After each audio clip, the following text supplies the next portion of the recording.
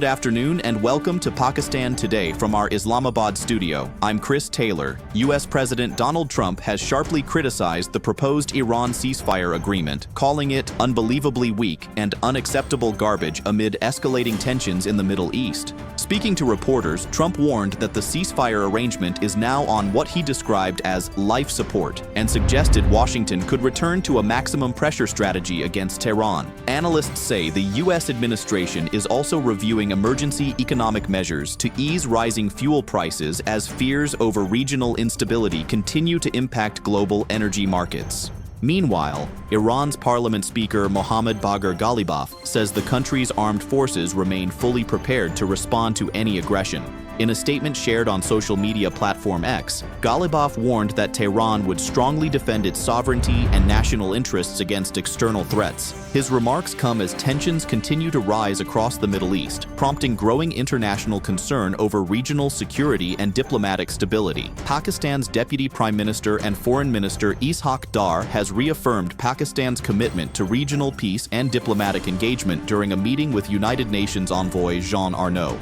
According to the Foreign Office, the UN representative conveyed Secretary-General appreciation for Pakistan's continued efforts toward peace and dialogue in the region. Both sides also discussed recent Middle East developments and ongoing diplomatic coordination. Prime Minister Shehbaz Sharif has extended the nationwide austerity drive until June 13th in response to the ongoing global oil crisis linked to the Middle East conflict. The cabinet division says the measures include a 50% reduction in fuel allowances for official vehicles, grounding of 60% of government vehicles, and restrictions on most foreign visits by ministers and officials. Authorities say the move is aimed at reducing fuel consumption and easing economic pressure on the country. For more on the government's austerity measures and their expected economic impact, we go to our Islamabad correspondent Sarah William.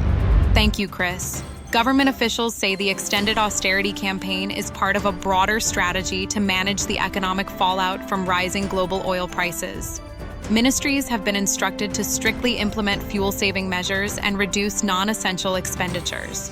Officials here in Islamabad say the government is closely monitoring international energy markets while also reviewing additional relief options for the public. Economic analysts believe the success of these measures will largely depend on regional stability and continued fiscal discipline in the coming weeks.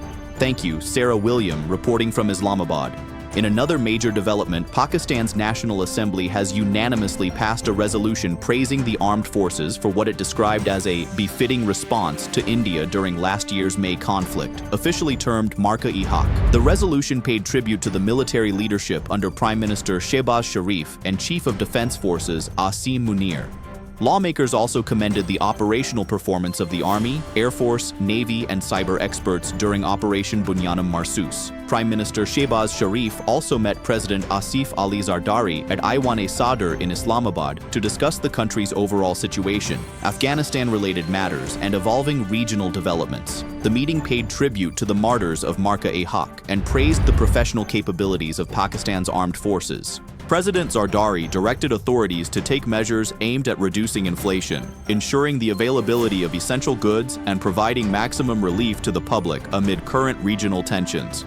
We now turn to a developing security story from Punjab. A shepherd sacrificed his life while preventing a suicide attack near the Mankor security post in Attock. Our Punjab correspondent Drake Rowland joins us with more details. Chris, officials say the incident took place near the Punjab and Khyber Pakhtunkhwa border in the Jand area of Attock district. According to District Police Officer Sardar Marwan Khan, the shepherd, identified as Liaquat, became suspicious of a man while grazing goats near the security post. Authorities say Liaquat confronted the suspect, who then detonated a suicide vest, killing the shepherd instantly. Security officials believe his courageous action prevented a potentially devastating attack and saved dozens of lives at the nearby security installation.